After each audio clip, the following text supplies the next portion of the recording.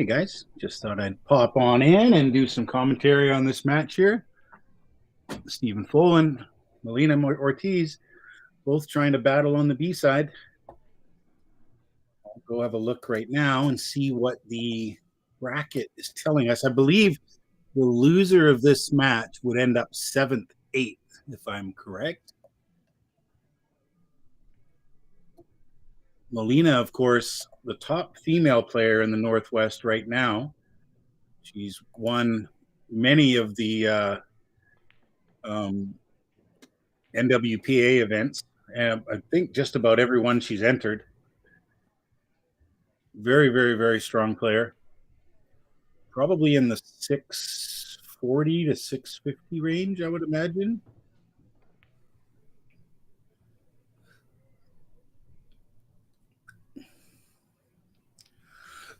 It's funny sometimes how when you play against a player as strong as Steven, how your game changes a little bit, and you start to miss shots once in a while that you don't ordinarily. Oh, I thought Steven missed that. He might have scratched because he hit it too thin. He's certainly not going to like his shot, but he caught it too thin. It ended up coming way down table.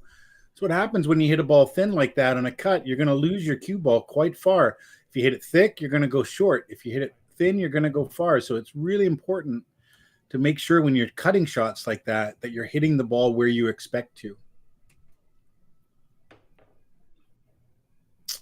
Good jump there. He kind of rushed it, but he almost made it. It was a great jump. It gets a bit awkward, especially as you get older, to hold some of those positions for jumps. So that's why sometimes you see guys kind of get down and just rifle them. It's not easy to kind of contort your body in a way to hold that pose for very long. It's much better when you're younger, more flexible.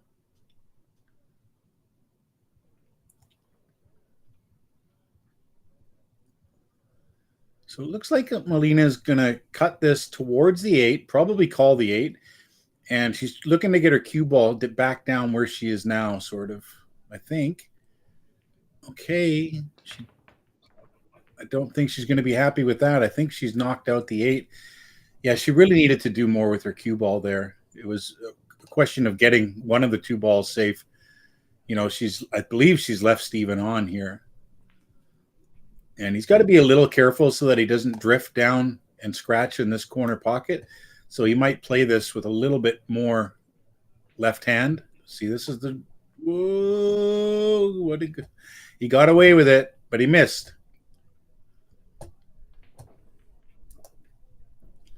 Very, very, very difficult shot for MOLINA. She has to try to get around the 8 ball somehow. I don't think she can. She might be able to hit it thin enough to try to come out this way. Yep, she did.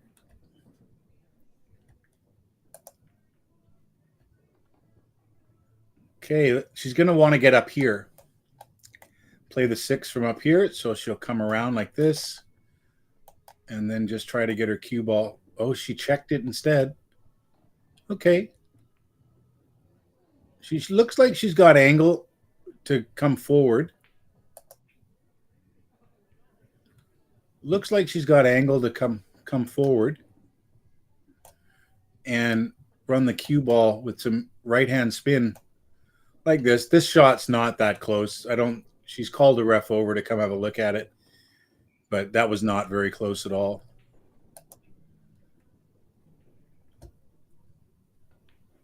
So it's 50-50 what she's going to do here. She might elect to stun down this way or just roll out and play it. Oh, she's missed. MOLINA. You see what I mean? Like because she's playing Stephen FOLAN, she's making errors that she just doesn't make on the women's tour. It's a funny thing when you're playing against a player, you're going to run over. You don't miss anything. And when you play against a player that, will run you over if you give them a chance, then all of a sudden you start to miss a little bit. And it's no fault of hers. It's just one of those things that happens to all of us.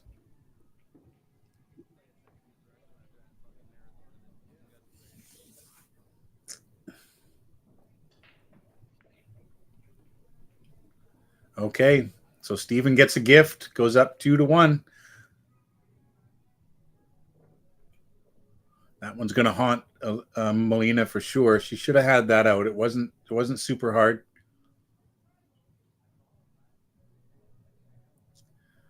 She's definitely not going to be happy.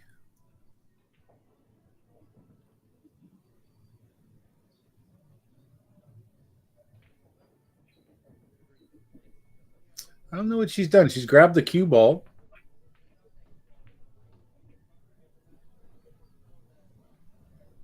Not sure if she thinks she got a skid there on that shot or what. Definitely could have. Although she seemed to, I think she hit the ball a little on the firmer side, which typically eliminates skids. Skids usually happen when you hit a ball soft.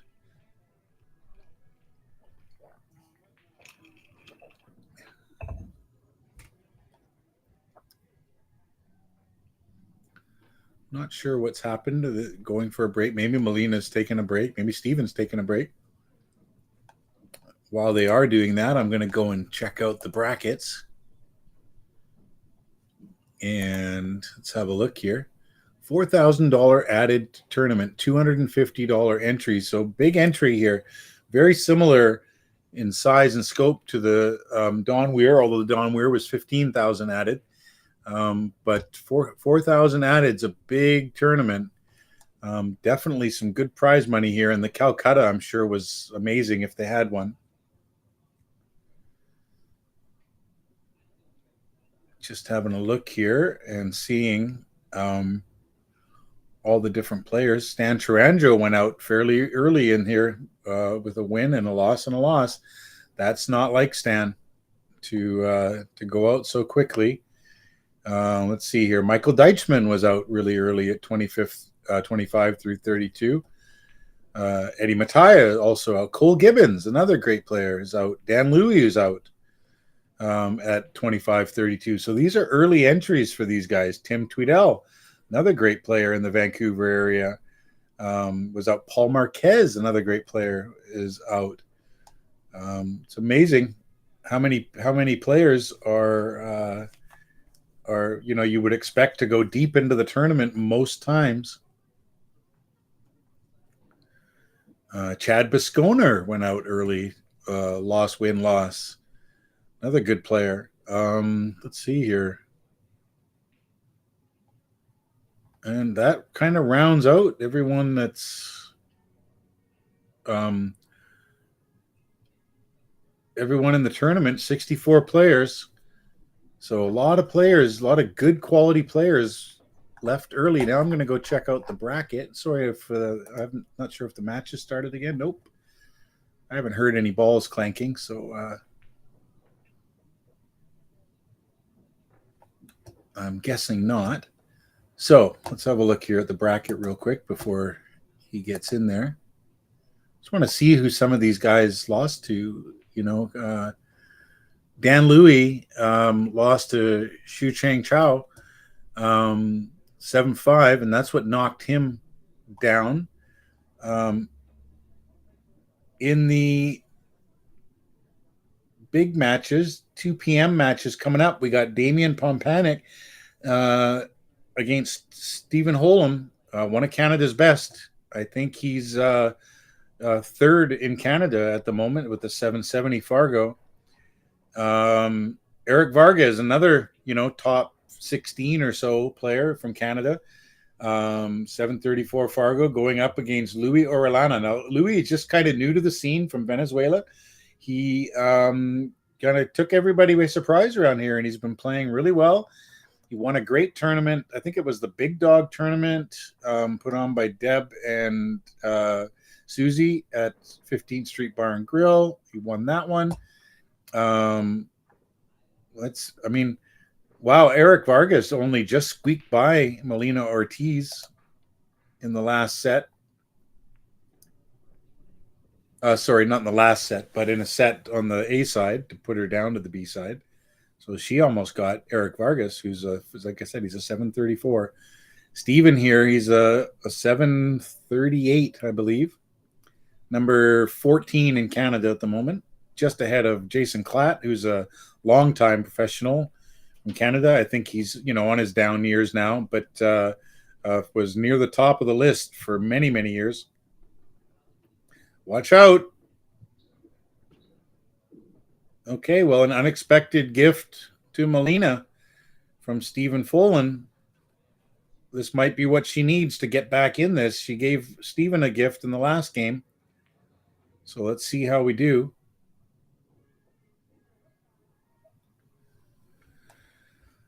She's either going to roll this in the side, play for the 5, or she's going to play it in the corner and, come down here with some spin. She looks like she's going in the side. It's just going to be a question of where she wants to get to. Now, I think she wants to be somewhere around here.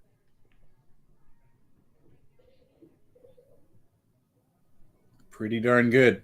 So the reason that she wants to be over there is, and even a touch more would have been a little bit better, because she wanted to be just a little angle so that she could drift over here for the 6 ball. Looks like she's going to be close. Maybe she might have to be straighter and end up down here. Okay, she had a bit of other angle, so she was able to go 2 rails forward.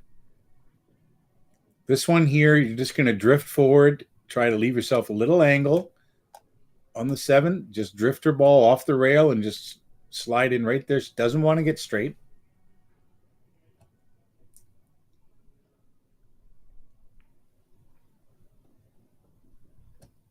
Okay, perfect. She can go a couple of ways here. She can go 2 rails around this way and possibly take the 8 in the side, or she can go with a little inside English and just try to drift down over here. Or she can go 1 rail, but she's missed it. She's having difficulty, especially at that top left pocket right now. She's missed a couple of fairly easy balls. I don't think she was quite committed to the shot that she took on that.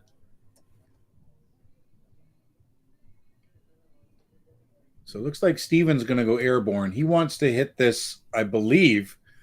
He wants to hit it on this side, I think, because then the cue ball travels around like this and looking for a better. Oh, he hit it on. Yeah, I think by the looks of it, he tried to hit it on that side. Again, he kind of seems to just get down and hit those. That's 2 fouls in a row. I wonder if MOLINA is going to tell him that he's on 2. So interesting tidbit. I found out that when you have your opponent on 2 strokes, you have to wait until after this turn, your turn at the table here is over, and then you announce to your opponent that they're on 2, not immediately after they make the second foul, which is what a lot of people do when they're coming back from the table after the second foul. You say you're on 2, but you're actually supposed to wait until your turn. And as they come to the table, then you tell them that they're on 2. In this case, it doesn't matter because MOLINA ran out. And a gift. So a gift. Stephen gave her a couple of gifts there. But if if she stays close enough, anything can happen in a 10 ball on small tables.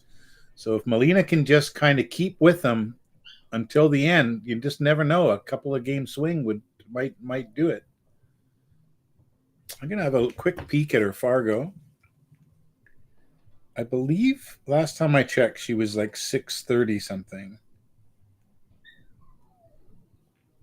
Let's have a look here.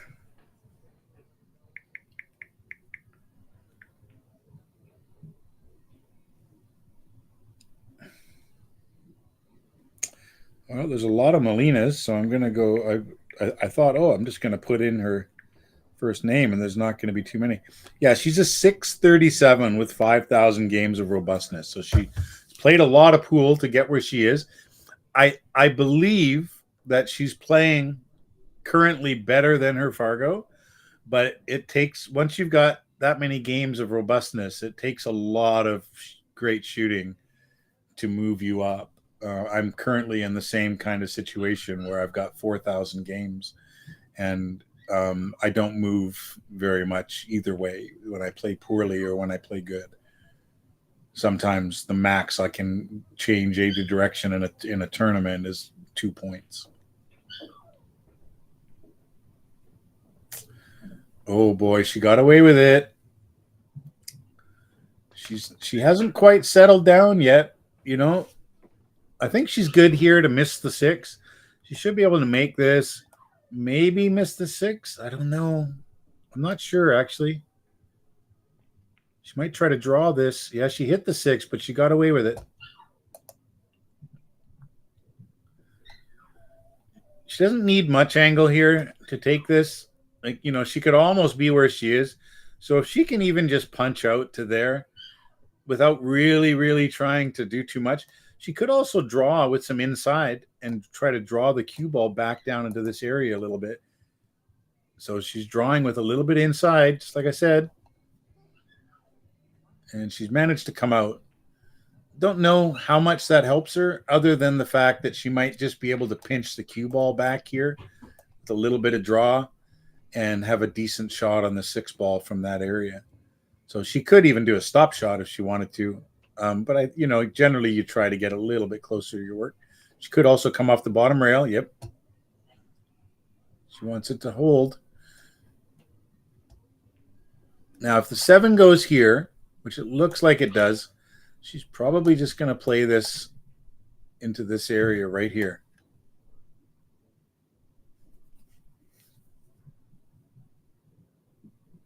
And I put the line here because you never want to play with the side pocket here when you're trying to get there. So you generally end up a little bit short on these. She's gone for the longer way. Not sure if she was trying to play this in the side or not. Maybe she might have just overhit it because she hasn't been hitting the ball super well so far. This is not a great shot because the balls, the way they're coming, the 8s, she has to hit the 8 ball here. And so now it's just a question of what happens. I think she puts a little bit of a stun shot on this and pushes the 8 down just like that. Perfect. Okay, this is a very classic 2-rail back here. She doesn't want to go too far. 1, in case of a scratch. And 2, she doesn't want to get too straight in either. So, oh, she's missed again. You know, she's really off right now. She's having a hard time getting settled. I think playing someone Steven's caliber is really kind of offsetting to her. She's used to playing, like I said, she's the best women's player in the Pacific Northwest. And when she's playing tournaments, she's usually the top dog. So all of a sudden, you know, she's in a different situation. And I think it's just a little offsetting to her. She's missed 3 very makeable pots in the last little while. So she's just not quite get into her own rhythm just yet. Steven just missed a hanger there.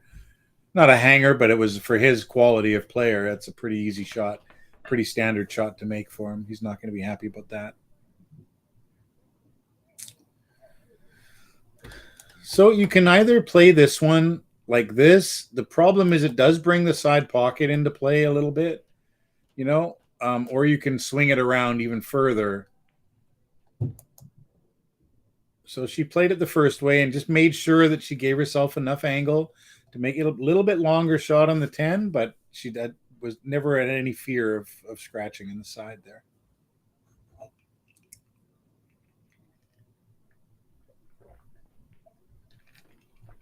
Great shot. Watch out, cue ball. She's okay. She's rushing a little bit. I'm not used to seeing her shoot as quickly as she is. She's usually a little more deliberate, a little more slow. Again, I think just having the match against Steven is a little offsetting, but having him give her a couple of gifts in the last couple of games might start giving her some, some confidence and make her think that she's got a chance to win this match. And that's a powerful thing to have, is confidence.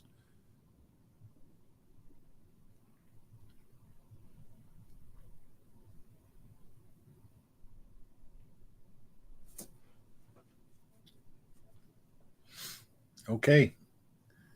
So it's MOLINA to break. You're going to look for the 6 ball and the 7 ball to head towards the side pockets here. A perfect break pretty much makes both of those balls and parks your cue ball somewhere in the middle here. So she was a little light on that one. The way I know that is because both balls ended up going a little short. When they go a little short, it means you need to hit it a touch harder to push them up into the side pockets. You can hit them too hard and they'll go above the side pockets. So it's really about getting the speed of whatever table you're playing on. This was it's okay. He's gotten away with it. That could have gone wrong if he hit this 9 ball a little thicker. 1 ball would have leaked out for her.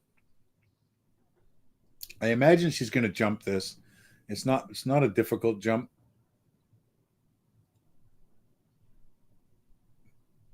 She looks like she's going to play a safety. I'm worried about the cue ball here.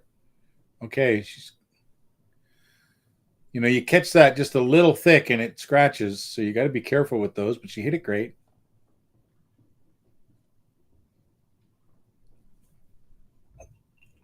Very, very difficult spot for Steven here.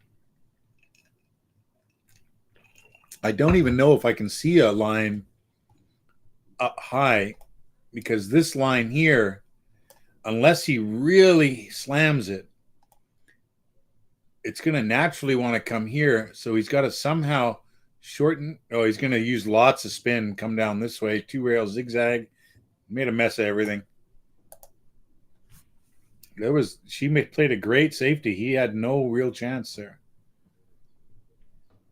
I like her just coming, staying close to where she is now. Maybe bring in her cue ball, like right here. I don't mind her playing this combo and let the 2 ball just drift up here a little bit after contact, nice and slow. So I kind of like that in this case, rather than playing shape on the 2, because the shape on the 2 is tough. And then there's no guarantee you're going to get on the 3. So I like her playing the combo nice and easy. Okay, decent. So just play this combo, let your cue ball drift over here, and let the 2 ball drift up the table up here.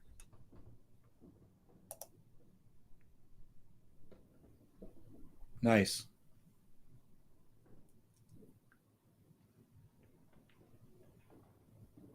Okay, well, she's got angle. She can definitely, it's not perfect. She could drift into this area here with this shot, and she could also come to the rail with a little bit of top stun and come out here, and that's a little bit dangerous. I think she's just going to drift up. Oh, she did with the stun. Good shot. Okay, just wants to make sure she's good on the 5 here. She'd like to be, right tight to the rail, I think.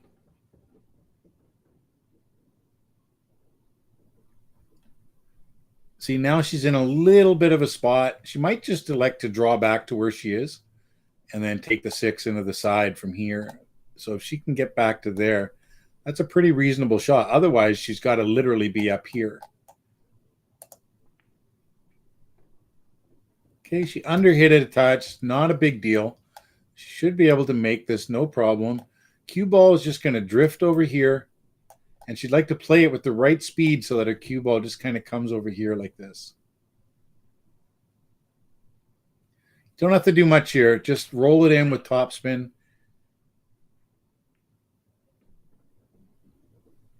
Okay, pretty darn good. She overhit it a little bit, which is fine. She was playing, looked like to me she was playing to come down here and play it up into the corner.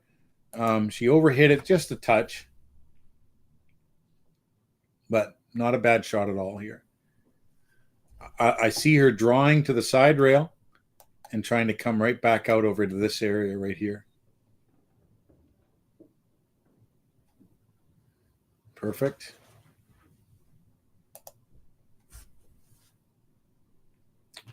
So this one's a bit tricky. If she was a little straighter, she would just use a bit of inside English. The fact that she's not, she's definitely using inside. So she's trying to come down here and check it back up here. Played a great shot. Put a lot of check on that and checked it way back. Good shot.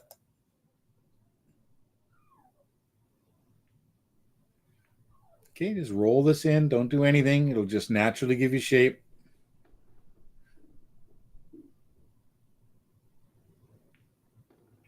The only thing with that last shot on the 9 is the speed she rolled it is kick speed, is skid speed.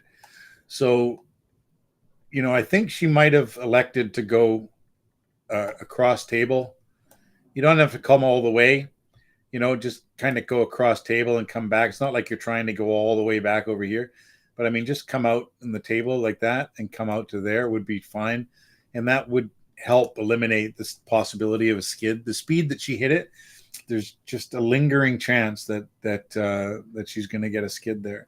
But anyway, she's up 4-2, taking on Stephen FOLAN. FOLAN gave her a couple of gifts to make this happen.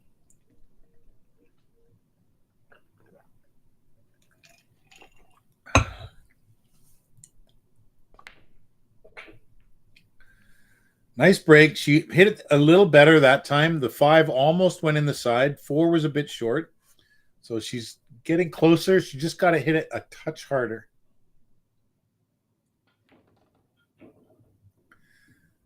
Steven was playing on a table earlier against Lito, and he was actually having to break softer to try to make everything work. So it just depends on the table itself.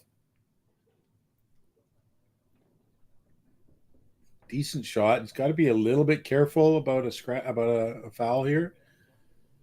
Just when the cue ball comes off the rail, he's just going to give it a little bit of a pokey shot. He might call a ref.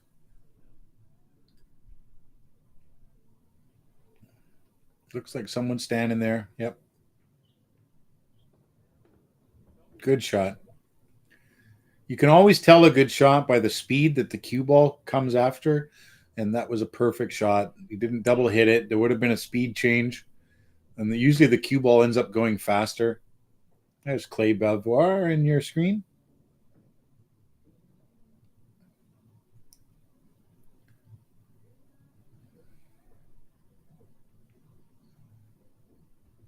He had brown hair when I first met him.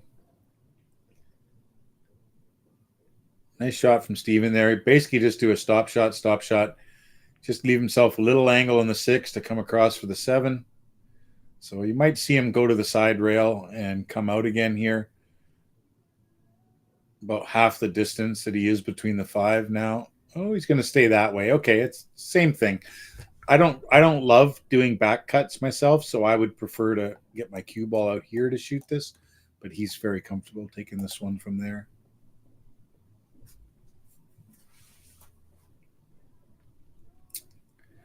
Doesn't have to do much. He'd like to be sitting exactly where he is right now, maybe just a hair lower, but that would be the perfect angle. Okay. Well, he elected not to bother trying to come low. He just kept it across the table. Tiny little bit harder for himself, but this is no problem for someone of Steven's caliber. I believe he's going to do a stop shot and then just roll the 9 in the side. But he might elect to stun this forward. Or if he's got angle, come off the bottom rail. Yeah, elected for the stop shot and the roll on the side.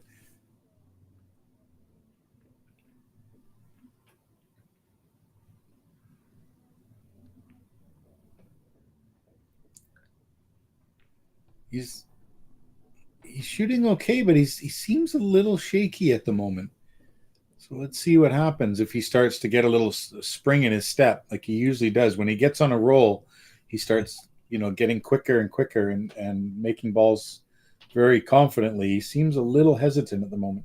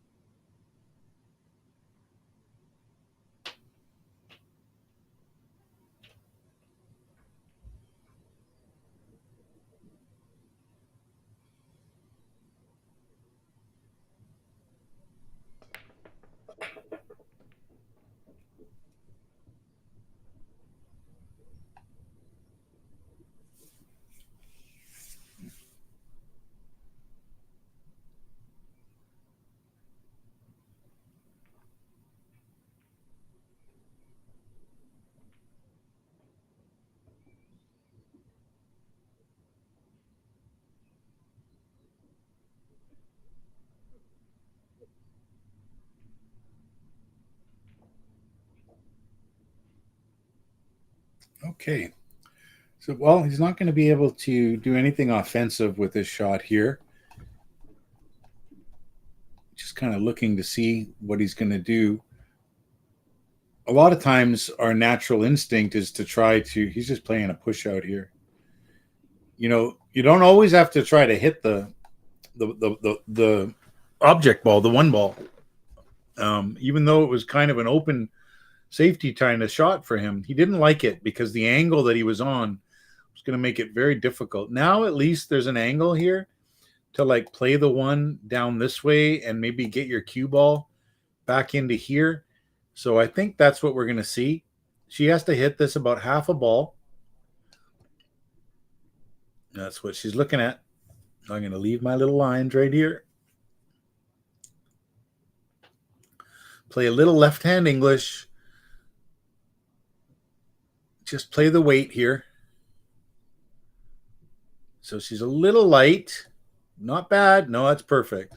Good shot.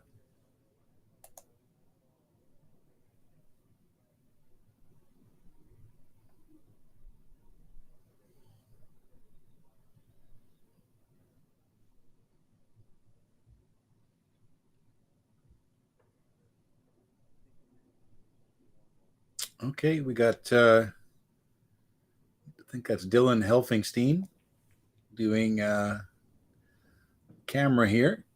It's going to be a jump shot. He's going to probably aim to the other half of the one ball. No problem there. Almost made it. What a great shot. Nice try. So she's either going to try to like make the one and come back into here and try to break this out a little bit. I think she could also play up here and maybe play onto the combo. Yeah, she's played onto the combo. I think she's got there. Pretty good angle if she's there. She can really just kind of do a little bit of a draw stroke here. Get a little separation. Yeah, rushed it a little bit, I felt. It's going to be hard here because she's got to cut this with speed because of the angle of the cut. Her cue ball is going to be coming basically 90 degrees here like a bullet. So I think she just kind of hits this firm and it might go around the 3. Oh, she caught it a little too thin.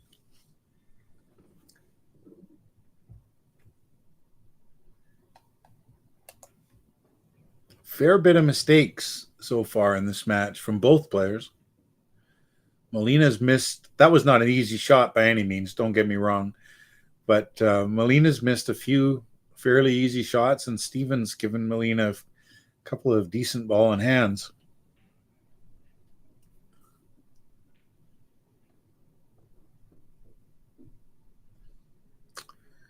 Nice stroke here. So he's either going to, he could come one rail down into here. He could go 2 rails like this.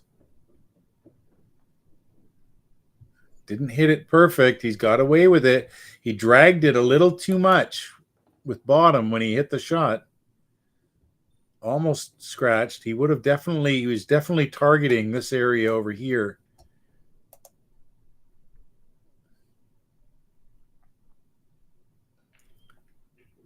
He's looking at this, taking a long look, but I think he can cheat this enough that he just comes out here and then either comes back out to here or even just to here.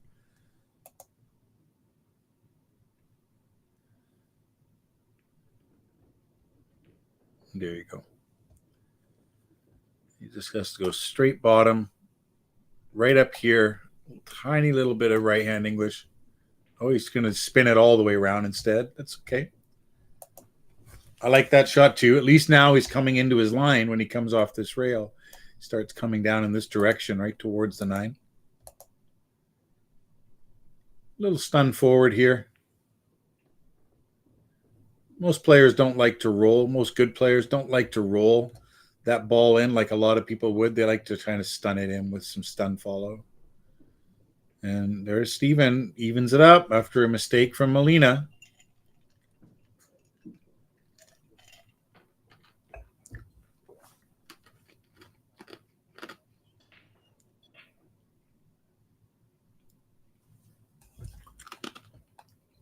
Just going to mute myself for a moment.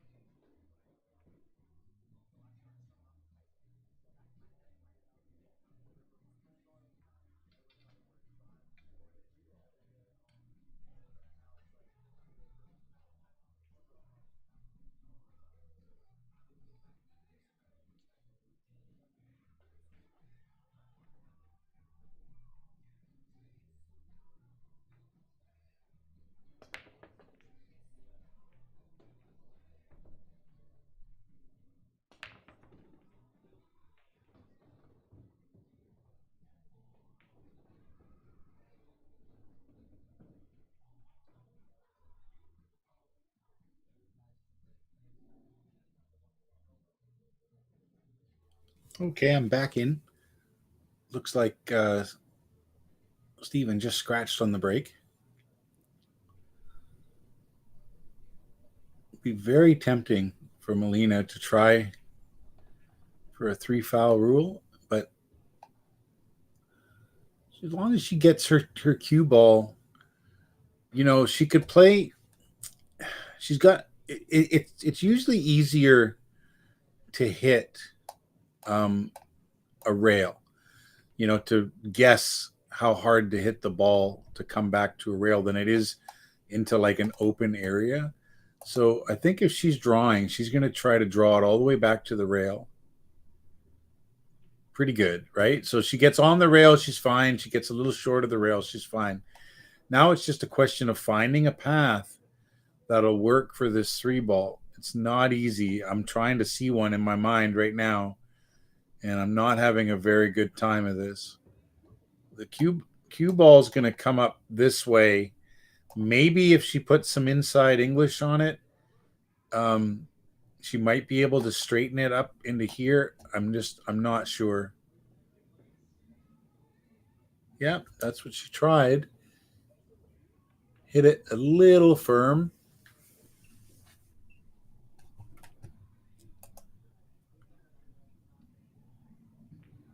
She's going to thin this now, try to get her cue ball to come down here, just like this. Perfect. Hit it great.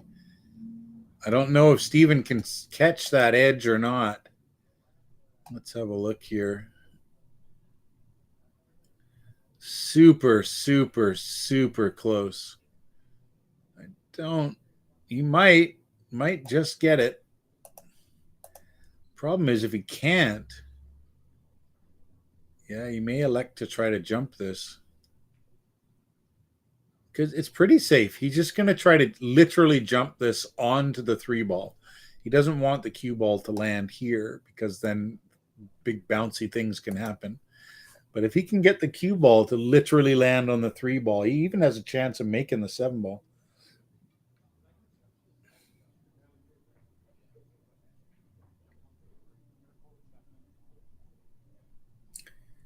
He's called the 7. They've asked for a ref to come over and look, I guess just because he's jumping over a ball, maybe. But he's made it, but he's scratched. What a great shot. But he scratched. I wish I could have seen the whole thing. But it sounded to me like he jumped it, landed on the 3, made the 7, and did everything that we talked about. But then he scratched.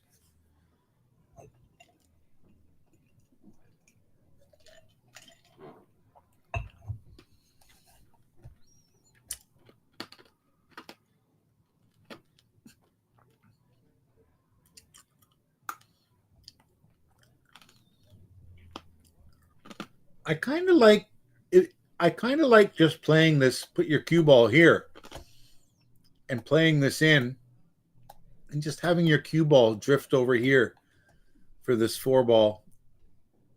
She's okay where it is here. Just roll it in easy, and then end up like maybe over here. She's underhit it, made a tough shot on the 4. That's what I didn't like about playing that shot, is that you don't really have a lot of touch and feel with those little short jabs. I always forget to bring the chat up, see if anyone's there watching.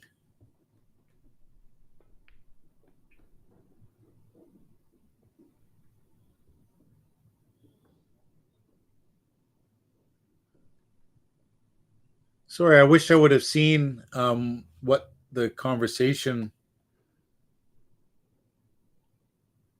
Oh, TJ was saying not true. You can tell them as soon as you come to the table.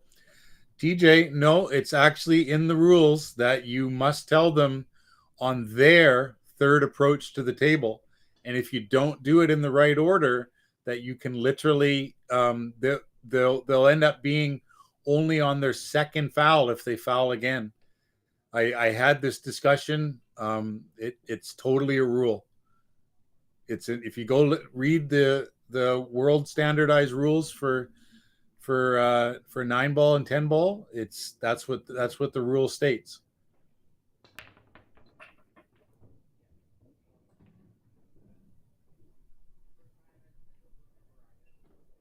People get away with doing it the other way of, and I'll be honest, every time my opponent fouls, I tell them they're on 2, but the correct way to do it is to wait until after your turn.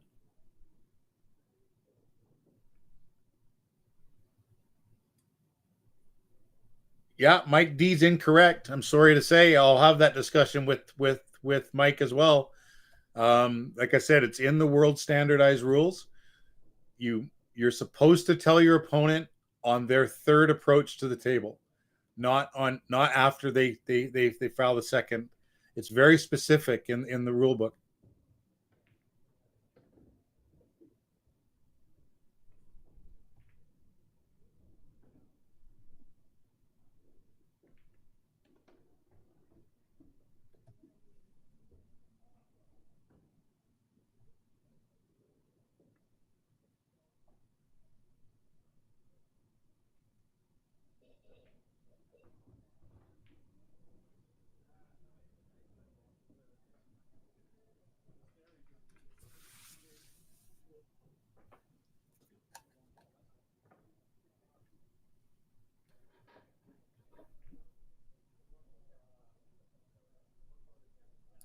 So Steven goes up 5-4. Molina give him a little bit of a chance there to get back in it again. After she looked like she was, he had given her a ball in hand with the break, but she played a little bit short on her 4 ball.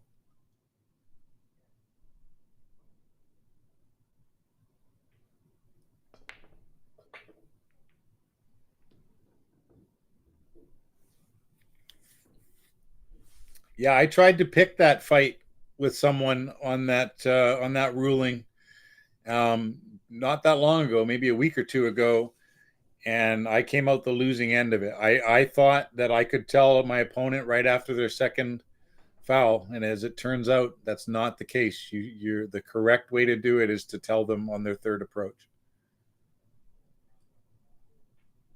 Apparently, there's a lot of things that can happen between the second shot. Like, let's say you get to the table, you make 4 balls, and then you play a hook, and then there's some confusion. So that's why it's got to be done at the at the onset of their third approach.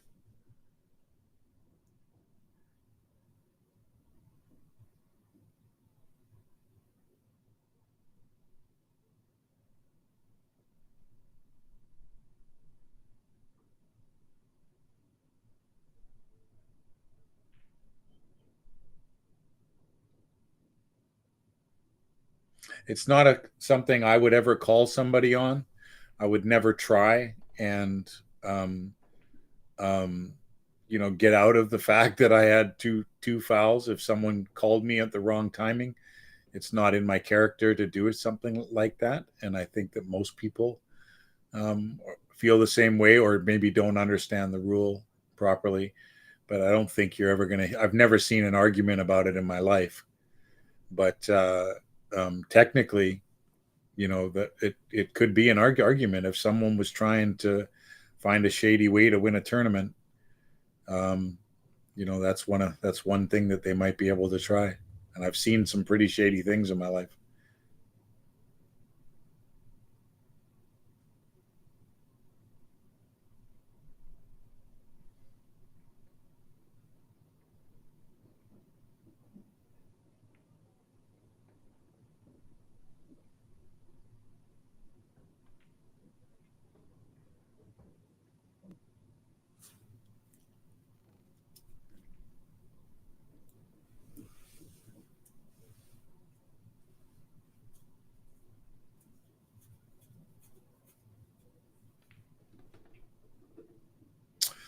Good stroke here. He's ran a little far. Shouldn't be any trouble for him. Probably just come in down here. Now he's going underneath. He had a bit more angle than I thought. This is kind of a stun little roll. It's funny. I just hit this in practice a little while ago, and it was almost the same shot, and I elected to stun it and kind of come off the rail here and bounce out to this area here. Some players would slow roll this in, but I think the more advanced players are going to make sure that they hit this with a little bit of pace and play it just above center.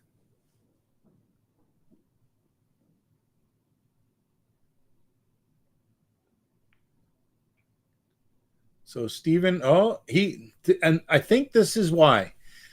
I think Stephen was conflicted about how he wanted to hit that, and that very often causes problems for you when you're not 100% sure, because it was like he did a half and half. He didn't slow roll it and he didn't stun it. So it was like he hit kind of both at the same time, if that makes sense.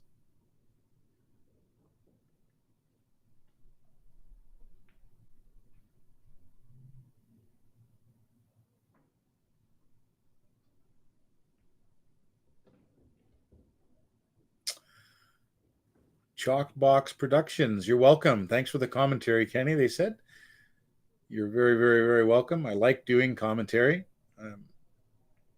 I love doing it for great players because I can usually tell what they're going to do. I have a much more difficult time trying to commentate for lower Fargos because they just always tend to surprise you with what their plans are. But players of this caliber generally play things the right way, and it's very easy to look and see what they should do. Sometimes there's options, and they have like an A or B option, and they take the other one. But for the most part, like, it's pretty standard once you get to a certain level how you play certain shots.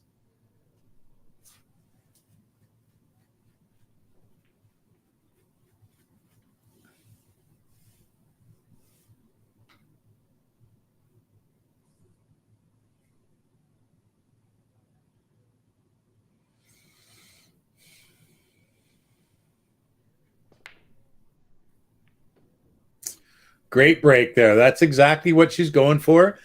She made the 8 in the side. 9-ball track toward the side pocket. Just missed. But that's like a textbook break. You're really trying to make both balls into the side pocket. But Um, making one of them is no problem at all, and she's on the one ball, looks like.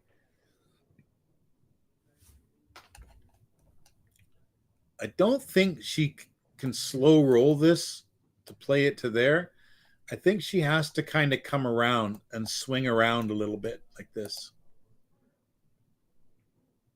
Nope, she has enough to slow. She tried, but I think she should have dug in a bit more and dragged it around and tried to get her cue ball out to this area, because that would have leaned very well to going to the 4 ball next.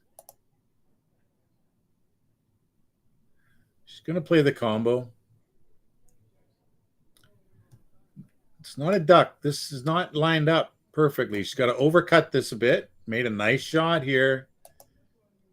See, and this is what I was talking about earlier. Like if she it's 5-5 in a long race to 9, you know, another game or two, and MOLINA's going to really believe that she can pull this off. You know, if she can manage to hang in there with Steven to like a 7-7 kind of thing, it's really anybody's game at that point. She's stunned forward, maybe wanted to go a touch more, but good shot. Just got to kind of come above. She's going to want to come above the side pocket here. So make this come across here, and ideally she'd like to be sitting probably back in the middle of the table here again, or closer to the rail. Okay, she held it for the same kind of line from here, so pretty good.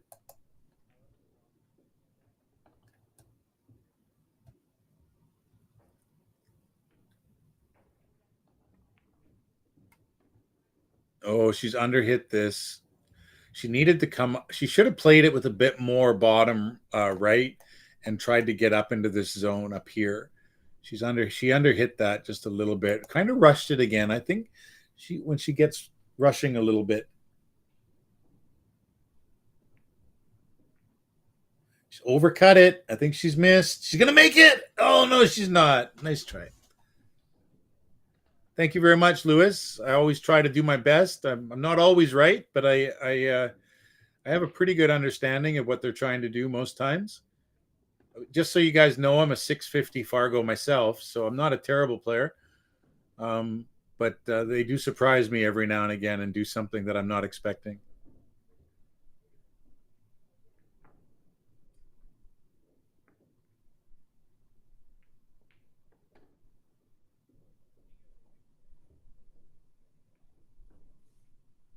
So MOLINA let another one slip away. This has kind of been the match of errors for her so far. She's probably had about 4 or 5 good chances that she's let kind of slip.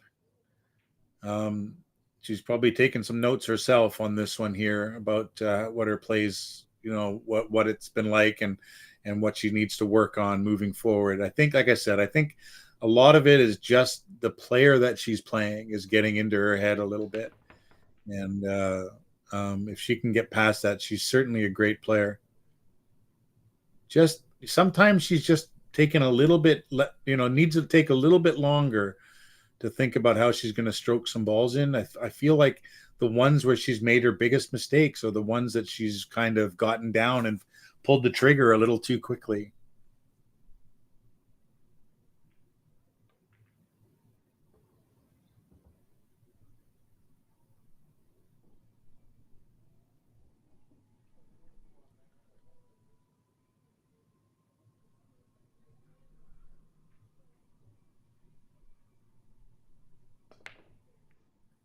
TJ, there was one line in the wording which convinced me, actually. So I believe me, I was on your side 100% a week or two ago.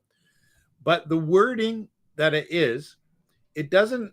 It's vague, but then not really, because it does say that that you have to warn them on their third approach to the table, or it is considered for them to be on their second shot still. And that wording there is what takes the vagueness away, because it doesn't say there's no mention of being able to adjust that rule. Like it doesn't say you must warn them after their second shot, or you got to, it says specifically to their third approach, or they're considered to be on their second shot. And that takes the vagueness out of it. And that's what ended up making me give up on the argument, was after I sat down and thought about it for a little while. I was like, that's right. That's how it is worded. And it's my vagueness that believes that I'm allowed to warn them after the second shot. But they've kind of taken the vagueness out of it with that one statement at the end.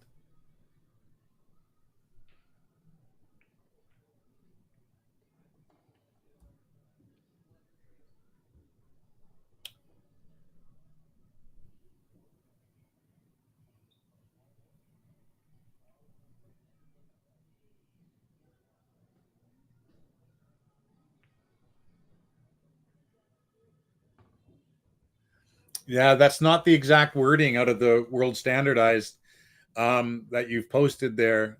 It's similar.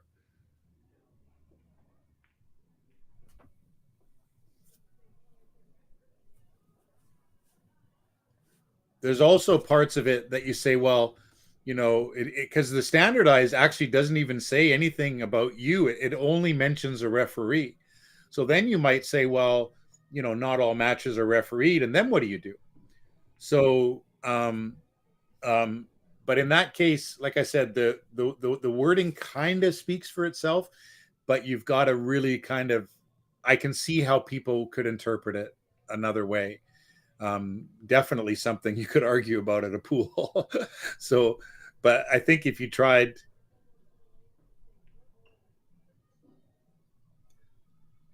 CSI rulebook. Now, I know that they default to the world standardized rules. So they've obviously worded it a little bit different. So possibly BCA takes a little bit of a different approach during their tournaments. But I know that they do default to the world standardized rules as well. So it'd be interesting, because the way that you've just posted it, then it could be any time after your opponent makes that second foul. And so maybe CSI has made a small adjustment on their own, just for their own CSI and BCA tournaments. So it is possible. So I'll defer to that, because I just don't know enough about it.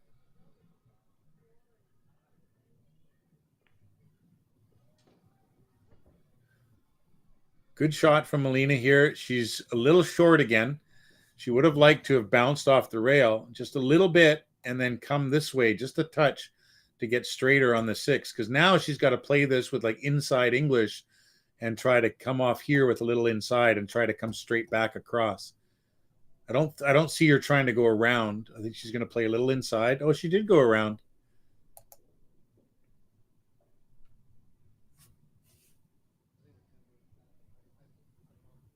Yeah, if that's the wording in the CSI handbook, TJ, then I definitely can't argue with you, because it does read a lot more like you're saying.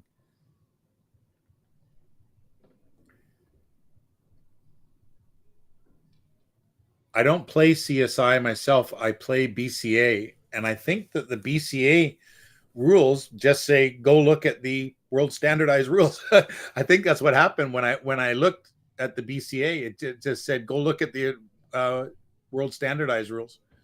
So possibly CSI does something a little bit different.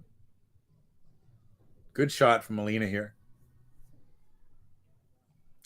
Just got to stun off the rail, come up middle of the. Oh, she might be able to just draw it. Yeah, a little draw. I thought with her angle, she might have punched it over to the rail and come out this way, but she didn't need to. Keep it simple, really.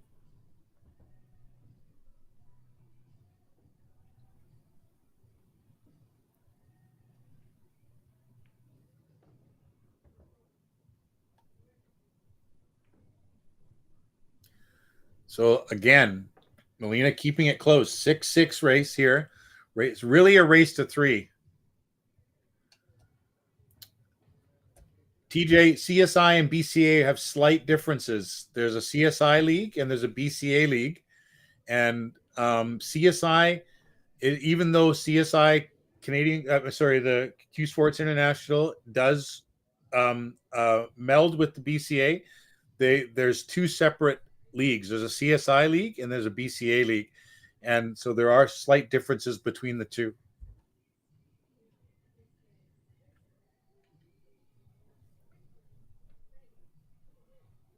When you sign up for the tournament in Vegas, you're signing up either as BCA or as CSI.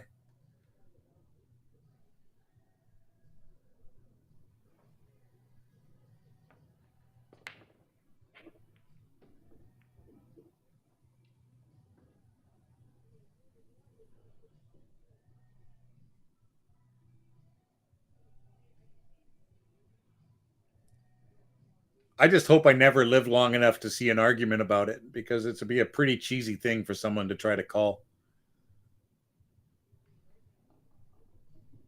I I think MOLINA might play a safety here only because the stick right behind the 7 is pretty easy, and the shot on the side isn't a guaranteed, and that's what she did. I think she would have liked to have tried to freeze a little closer to the 7 to try to take some rails away.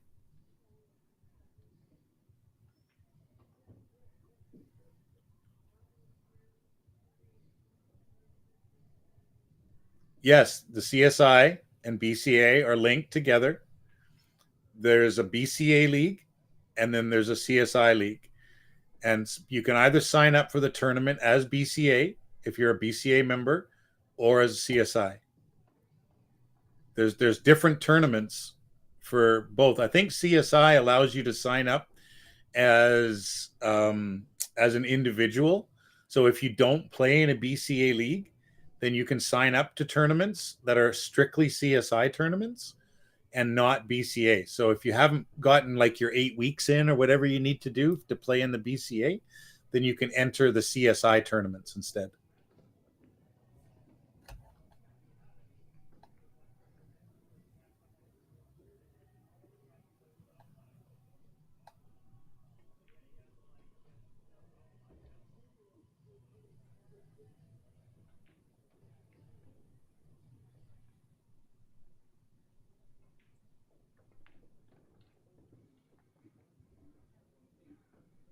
Good shot here. She should be able to just drift over here now. And again, like we start looking at the score, 6-6, race to 3. MOLINA could, she gets out here.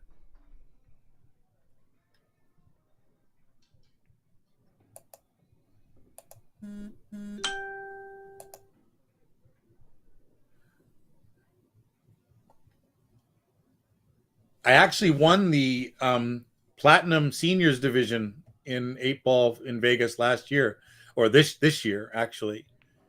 And MOLINA again. See how she kind of rushes and then doesn't. It's like she's off pace at the moment. She's missed so many easy shots that aren't typical of her at all. Like I said, I've watched her play and I've thought to myself that I can't beat her sometimes because she's playing so good. So it's really strange for me to see her miss as many balls as she has, and fairly straightforward balls. Just I said, she's rushing just a little bit. But yeah, I went this year and played in the singles for the first time in years. I usually only go down for team events, but I decided to just do Scotch doubles and singles this year, and I managed to win the seniors platinum. Nice. I like Lincoln City. I think Chinook Quins is a great place. Probably the second best tournament to Vegas is going to the Lincoln City event.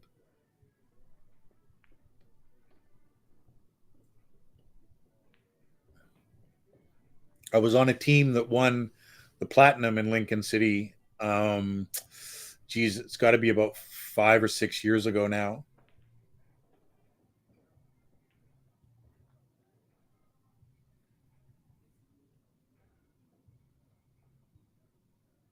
I think for me personally, that tournament was probably the best I've ever played. I didn't play in the singles. I only played in the team event. Nice. Yeah, it's a nice feeling. Those are big tournaments, and lots of teams.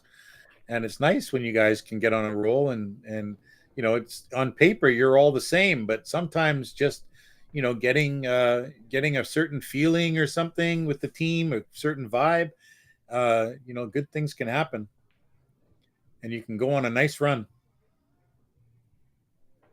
Just gonna see him draw back a touch here. Oh, off the 10, he was a little crooked.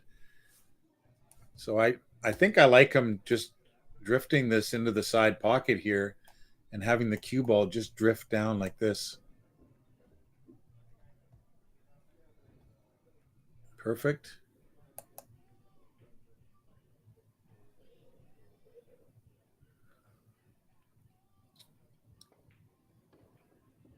Yeah, it's amazing, and they can just keep growing from there. It's good to get one of those under your belt. You know that you can do it, and you guys can perform under pressure. That's really a key thing of pool, is being able to do it in the moment. And some people are really good at it and rise to the occasion, and some people just crumple up like a newspaper. So it's just depends on the personality, and it seems like you were on a team of guys that were able to get it done. So congratulations.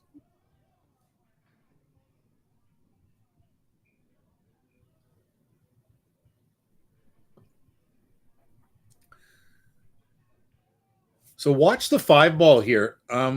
Usually the break on the 5 ball ends up heading up towards this corner pocket as well. See that? So that's another thing you can do if you don't have to put the 2 and the 3 on the corners. You could actually put your 2 ball in that position, and if the 1 ball comes up table like this one does, and it mostly does, then your cue ball, you could have the 1 and the 2 both sitting up near the top of the table. Considered pattern racking, but some tournaments don't say anything about it. So, use the advantages when you can. So that's the second ball on as we see it from the left. As long as you're breaking a little bit to that side, like if Steven likes to hit the ball dead square, but if he was breaking just a touch on this side, that would send that ball even closer to this pocket up here. And it goes up there just about every single time.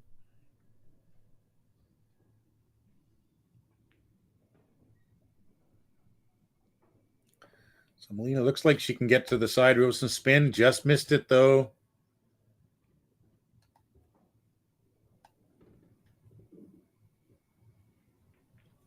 That was tough because she had to kind of masse it a little bit to this rail and then try to clip it from here. Had she hit it, it would have probably been a pretty good safety. But looks like Steven's going for the win here. The 2 ball's in such a bad position over here with the 3 ball that there really makes no sense. You want to hit these fairly firm because you don't want these to hang around. Oh, well, he got a safety at the same time, or unless that's all he was playing. But I think he was I think he was trying to make the 10. Don't see any reason why he wouldn't have. But he was probably more concerned with getting the hook. MOLINA's going to want to come 2 rails here, just like that. But she was oh, what a good fortune for her. Looks like he's corner hooked. I don't think he can get past this to see this 3 was 1 ball. So he's going to have to try and work some kind of magic out here. This isn't going to be easy. He's going to have to maybe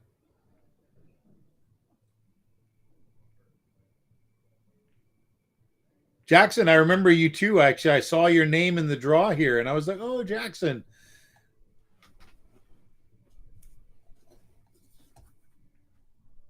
I haven't been back to the Chinook for a while. It's not that I don't want to. It's just that I run out of holiday days, and I've got to be selective. And my family likes some time too for holidays. It's not all about pool. So we're actually going on a cruise in September, so I can't go to Lincoln City this year as well. Good shot by Steven. we can't go to I can't go to Lincoln City in October because I'm going to be on a cruise from September 20th to October 2nd or whatever, and that eats up 2 weeks of my holidays. So I have to be very, very selective about what tournaments I can get to, and like I said, family time, gets in the way of my pool career. But I enjoy cruises to Hawaii too. But I love pool. I love everything about it. I love commentating it. I love playing it. I love practicing. I think she can just clip this with medium pace here, and just like that. Yeah, I figured she was going to hit the 5 and come back out. Steven's probably got a little bit of an edge on this 2 ball, so he's probably going to be able to just send his cue ball over here.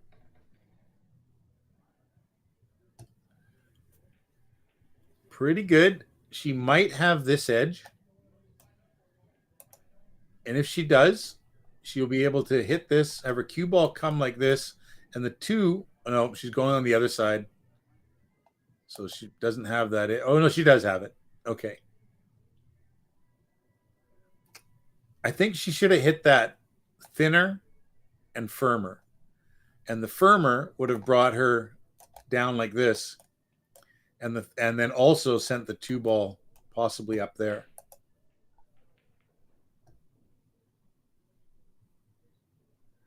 What's the score, TJ, please, in the match between Clay and Daniel right now?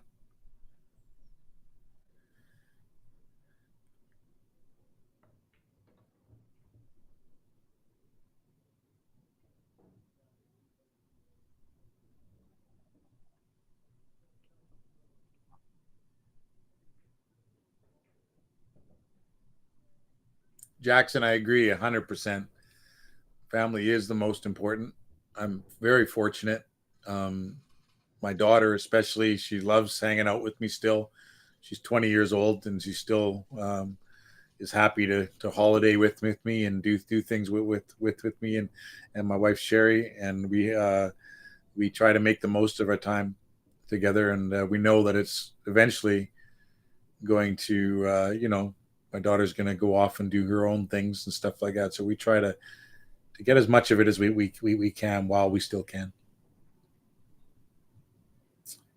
Okay, now I don't know if Steven's going to bother trying to cut this in. It's a little bit risky, and the 3 balls in a bad position, 4 balls in a bad position. I don't see him taking any unnecessary chances here just yet.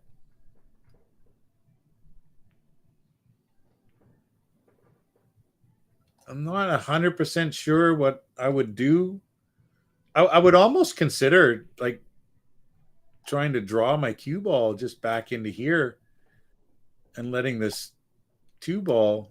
I don't know. It's hard to say because the 6 is kind of in the way enough that it might that you got to watch the 2 ball banking possibly into the side pocket. You got to watch the 2 ball hitting the 6 and causing problems. So I'm not 100% sure yet. Thank you, TJ, for the update. Clay shoots pretty darn good sometimes. He beat me badly in Spokane last year. I was playing pretty good too at the time, and he just rolled over me. It was on 9 foots, which I don't play on very often. But I ran into Clay. I got in the money in that one, but I ran into Clay, and he just gave me a spanking.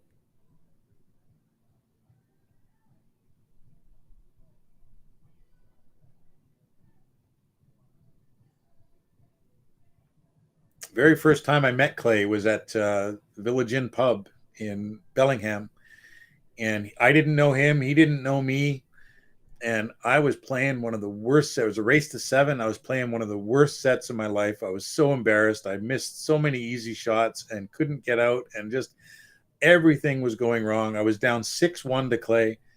I went and had a bathroom break and just said, "Stop playing so scared, Ken. You're playing like a scared little child."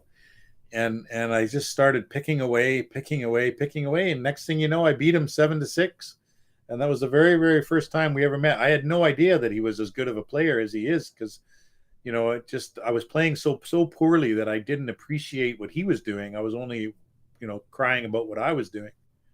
Oh, Molina just left another one. It's made the 3, but that doesn't help her in 10 ball. The good thing about this is it really limits Steven's ability to break this 4-10 out. He's going to try to just hit the 2 on the side and come into it. He's going to get on the back side. I'm not sure if he meant to do that or if he meant for the breakout. It's hard to say with his caliber of player. I think, this was definitely a possibility that he tried to get here. Doesn't really help him, though, because of where the 5 is. So I'm not sure if he's going to try to play. I don't think he's really got an easy safety here. I think he can make the 4 into this pocket. It's close, but I think he can make it. The contact point is, I think, in a good enough spot here that he can make it, but really all he can do is power forward and end up maybe over here and not really have a great shot. The combo's not easy because the 5's deeper than the 7. I'm not 100% sure what he's gonna do with this. TJ, you're right. Scared money don't make money. You're right. And I said that was the first time I ever met Clay. We've become pretty good friends. And I appreciate his game. He's a good guy. And we always kind of gravitate towards each other when we're playing in tournaments together now, and sometimes go for dinner and things like that when we're out. Me and Clay and Dan Louie and Jeff Jimenez, we all went for some nice Vietnamese, Thai, I'm sorry, Thai food. We went to Ox Billiards last year.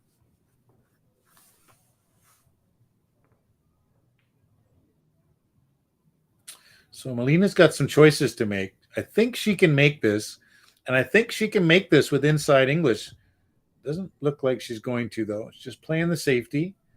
She tried to tuck that cue ball right in here, just like that. And if she could have froze to it down here, then that would have been a tough shot for Steven. No gift. No gift. I'm not sure. I think he has to just play this 4 ball this way and get his cue ball to come down. No, he's playing the bank. He's called it. So something about 10 ball. You should always call something, because even if you make a ball that you don't want to, at least it's still your choice. And if you happen to make a ball that you don't want to and end up good on a ball, then it's your choice and you get to keep playing. But if it's your opponent's choice, then if it's a good shot, they're going to take it. And if it's a bad shot, they're going to give it back to you. So you should always call something, no matter how unlikely the shot is.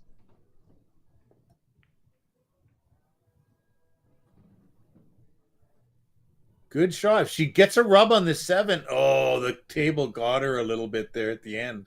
The 4 ball dove in a bit. I don't think he can make this combo. Like when you push a ball from this side, the 2 balls do stick together a little bit. So he will be able to go a little bit more towards the pocket. I'm just not sure if it's enough. And the problem is if he hits this kind of this way, the 4 ball might end up freezing up against the 7, and the cue ball comes over here or something, and then he's really screwed. So if he's going to do this, he'd want to hit it with speed, and I don't think speed's going to get him there. If you hit this fast, that ball's just going to chunk right into the rail, I think there. I think that's how it's lined up.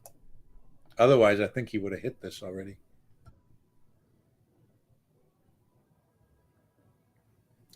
But if it goes, if the combo's on, I think we're going to see him hit this with some speed to try to clear the 4 ball out of there.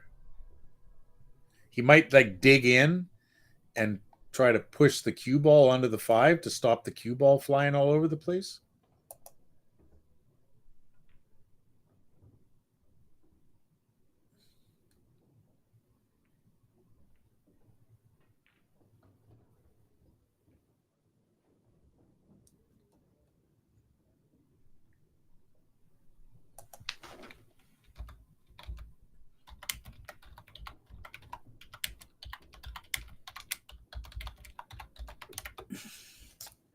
Sorry, guys. I'm just doing a little typing there. And it looked like he elected in the end to just go for a safety. It's not a super good safety, but I don't know what Molina's got. She could just feather the 4 ball and try to get her cue ball down here, but that just leaves him a feather. So it's hard to say. She might try to get it in behind the 7 here. Yeah. And then play that. That's a much better shot. Now Steven's got to really, really come with some. I almost think he has to play this like this, to be honest. Like that kind of a hit. I don't know if he can get this from where it is.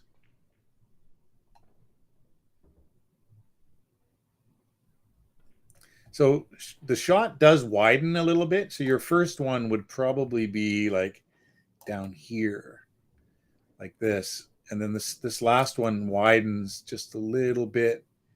So maybe that way. But it looks like he's going to try to spin this. Tons and tons of right hand spin.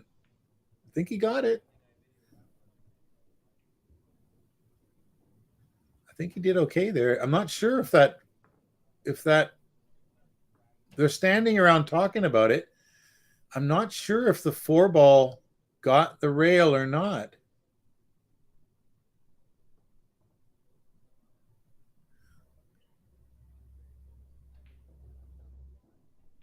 I think the referee has obviously had his camera. So he's checked it out and has said, good hit. So Molina's going to try to make the 9 here. But she's still in a trouble. Well, this is a good angle. If there was ever an angle to take this shot on, it's right now. The 4 ball goes into the side. Not an easy shot, but the cue ball naturally just goes right into these 2 balls here. And she's not guaranteed to be on it. But if she was going to try, this would be the time. I like playing a safety more, but she made it. Yeah, this is why. Because you just didn't know what was going to happen. I liked her just stunning this cue ball up behind these 2 balls and trying to bank this ball down here instead or something. So this is the result. She made a good shot, did everything she was supposed to do, but ended up in a poor position.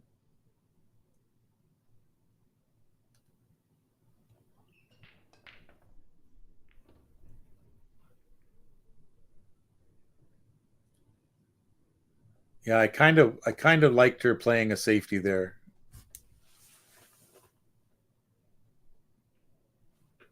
When you go for breakouts, you have to look at what's likely to happen. And because the 7 ball was ahead of the 5, it was always likely that the 7 ball was going to be kind of blocking her next shot. So you got to look at how the cue ball's going into those balls. She might have missed this. Yeah, she did. No, Daniel is not on the A side. The only players that were on the A side were Stephen Holm. He was playing against Damian Pompanic and Luis Orellano and Eric Vargas were playing on the other A side match. So everything else you see is a B side match. I believe the loser of this match ends up 7th, 8th. So I would have to imagine that Clay and Daniel are playing in the same position.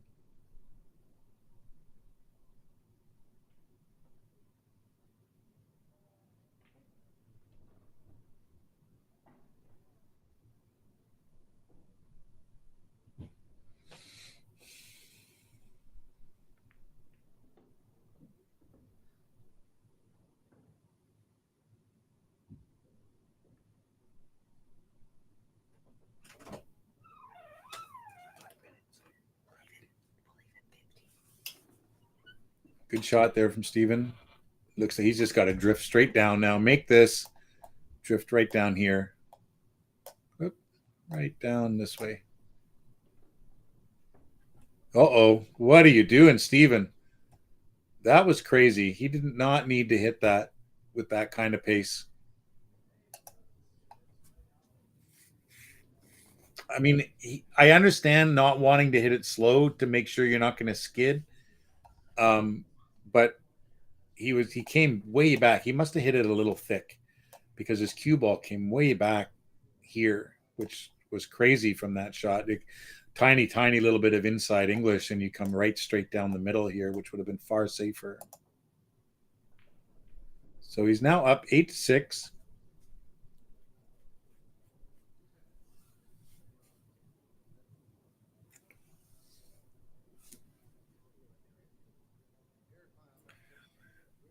Daniel's sure come a long way. I remember when I first met him, he was playing a friend of mine. I was at a tournament, and a friend of mine was playing him, and they were playing on a snooker table, and they were playing for push-ups. So whoever won the game, the other guy had to do like 10 push-ups or something like that. Daniel was still quite young. I think he was only about 14 years old or something, and was just kind of getting, starting to get kind of decent at pool, and my friend was probably a little bit better than him at the time, but they were just playing for push-ups instead of money.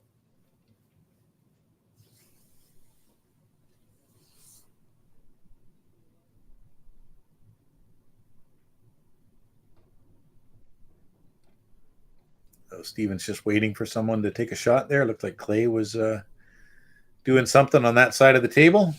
So I've never been to the Silver Star Saloon, so I have no idea. It looks like a pretty nice place, though. Looks like they keep their tables fairly well. That looks like a decent table that Steven's on.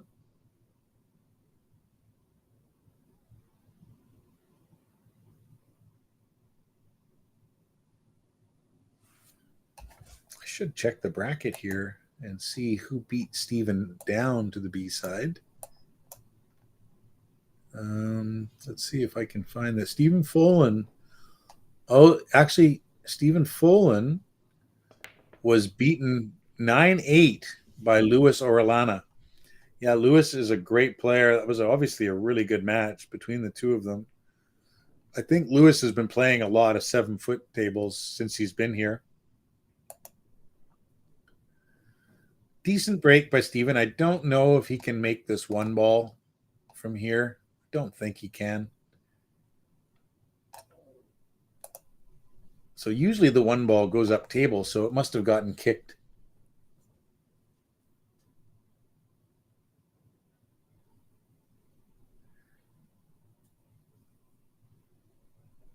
What's up, Triple G? How are you, buddy?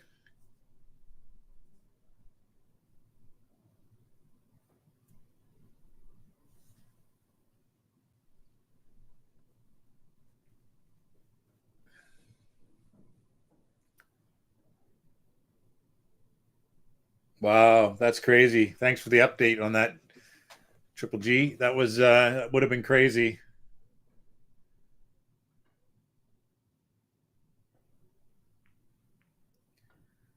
So Steven's gonna be unfortunate with that one. Okay, MOLINA, let's see what you can do here. Bring this in closer. Just gotta, bear down. I like her just to pop this one in and just pop out here for the 2 ball. She doesn't have to do much with this. Don't try to get fancy. Just make the ball. Should naturally give her shape.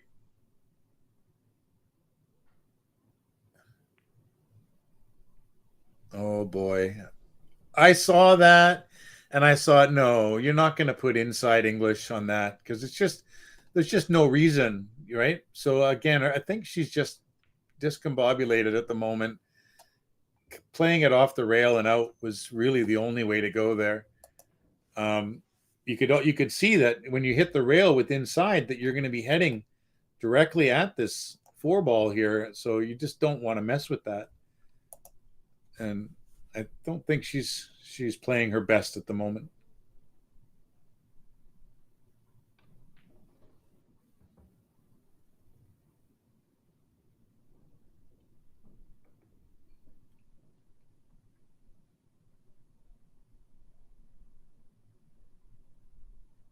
I wonder if there's a rule against her putting her butt of her jumper there. I usually put mine in my back pocket. Now look, especially because of this. Look, see? Oh my goodness. She knows it's a foul, so she's giving it to him.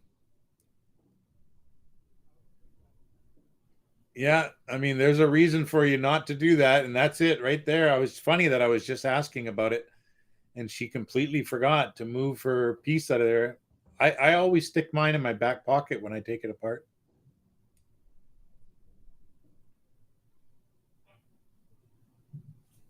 Cameron, I guess I've watched her play, and I'm a 650 myself, so I'm slightly higher than her in Fargo.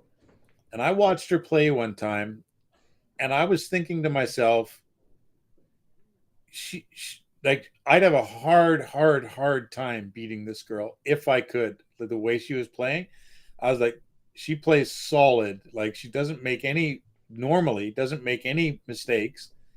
Solid patterns. And like I said, this is so weird seeing this side of her at the moment. And I think, like I said, it's sometimes we let things get into our head.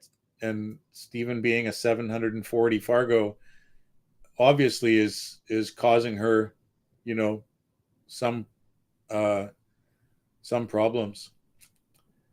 Nicole, yeah, so do I actually. That's actually what I'm known for, is to putting in a lot of drill time. Um and I truly believe in it, although I wish I was getting better from it.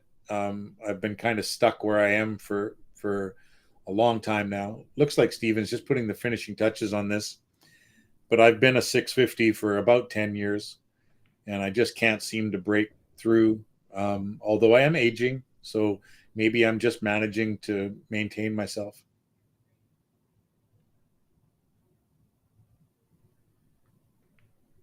Yeah, is she more comfortable on nines? I don't know. I mean, I don't know her enough. I only ever see her playing on um I only ever see her playing on 7 foots because of the NWPA, and I know they play a couple events on the 9 foots, but most of it is on 7 foot. So it's only a time I've ever really gotten a chance.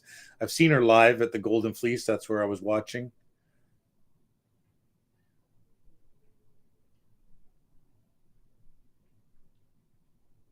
Yeah, I know she played out of Amsterdam. I actually went to Amsterdam once myself, and she Amsterdam's probably the nicest pool hall I've ever been to. And I'm when I say nicest, I just mean for atmosphere, for style of what it is. That it's they had I believe it's gold crowns that they have in Amsterdam, and they have couches for people to sit around. It was such a nice place to play. It was packed. I had to get this little, like, a digital pager that they gave you, a pager when your table was ready, and it would start blinking so you knew to go get a table. But man, oh man, I loved Amsterdam. I thought it was the